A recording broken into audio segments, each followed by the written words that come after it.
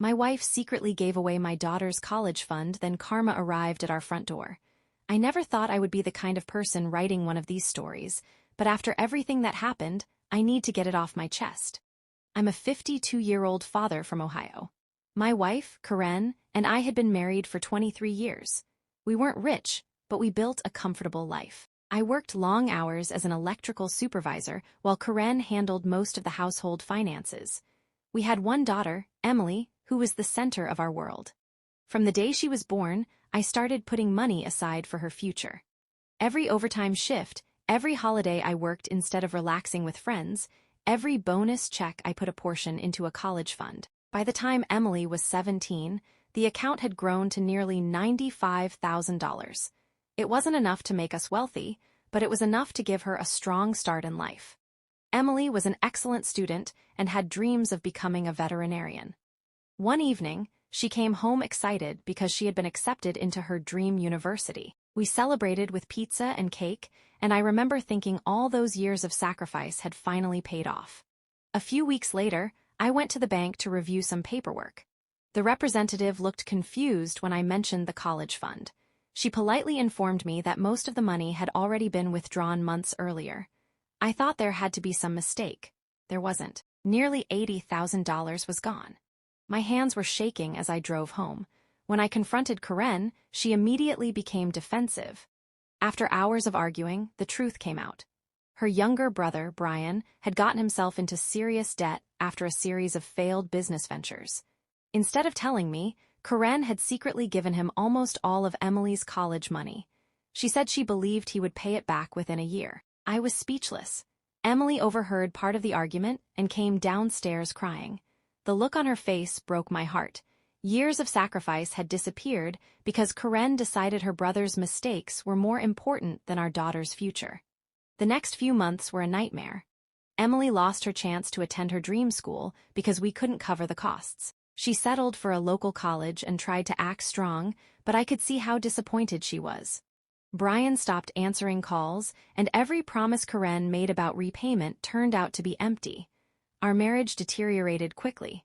Trust, once broken, is difficult to rebuild. Karen kept insisting she had done the right thing because family helps family. I reminded her that Emily was family too. Eventually, I moved into the guest room. Friends and relatives learned what happened, and most of them sided with Emily and me. Karen became increasingly isolated, but she still refused to admit she had made a terrible mistake. Then something unexpected happened. Emily started a small pet-sitting business while attending college.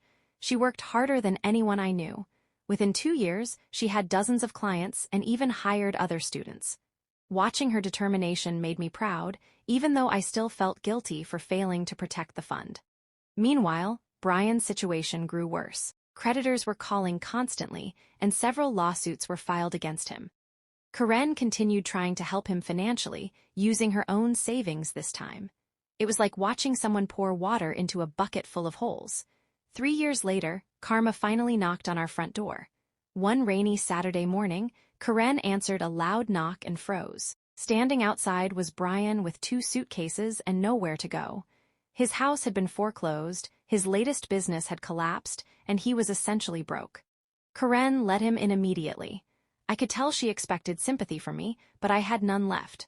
For months, Brian lived in our basement without contributing a dime. He left dishes everywhere, borrowed things without asking, and acted as though everyone owed him something.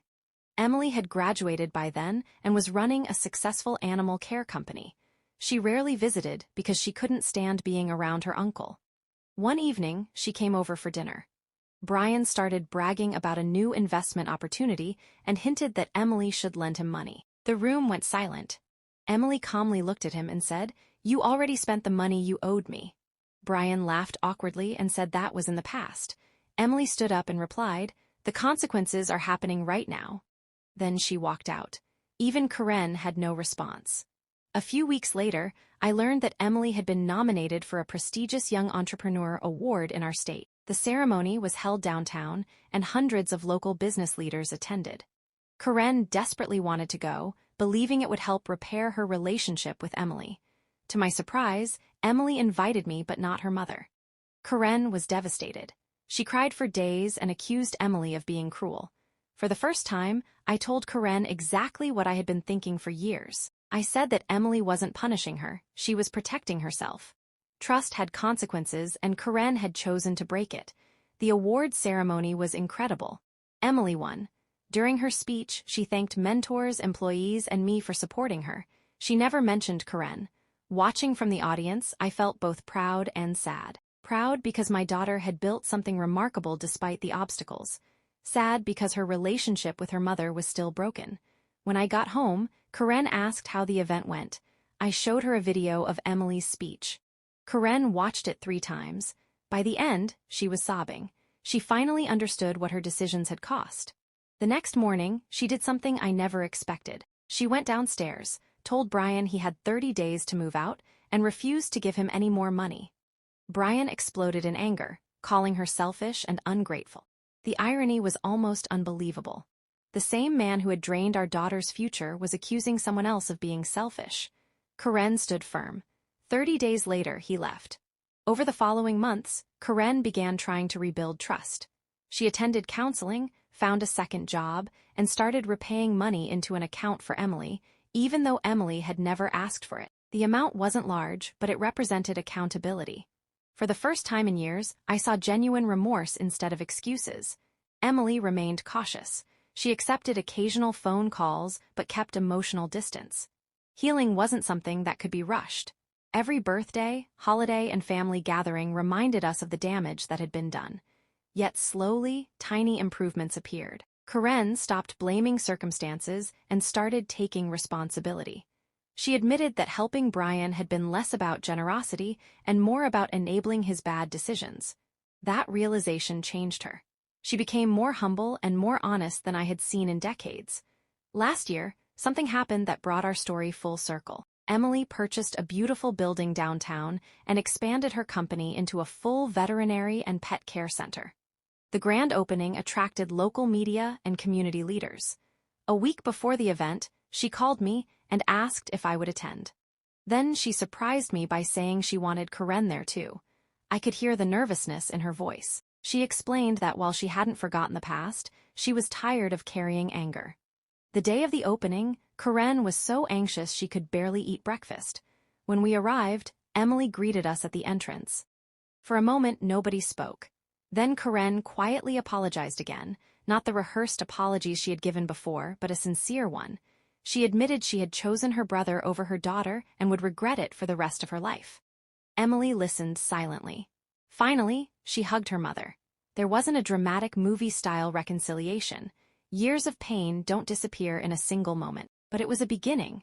During the ceremony, Emily spoke about perseverance, responsibility, and learning from mistakes. She said success wasn't about avoiding failure. It was about deciding what to do after failure happens. Looking around the room, I realized those words applied to all of us. Karen had failed as a parent when she betrayed Emily's trust. Brian had failed by refusing to take responsibility for his actions. I had failed by not paying closer attention to the finances. Yet Emily had taken every setback and transformed it into motivation. Today, our family is still healing. Karen and Emily talk regularly. Brian occasionally reaches out asking for help, but nobody sends him money anymore. Some lessons are learned the hard way. The college fund was never fully restored, and the years of hurt can never be erased. But the story didn't end with bitterness. It ended with accountability, growth, and a second chance. If there is one thing I learned, it's that secrets have consequences. The truth eventually comes out, and when it does, every decision comes due.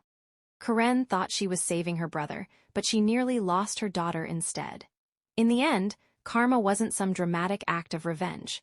It was simply the result of choices catching up with the people who made them. And sometimes, that is more powerful than any punishment could ever be.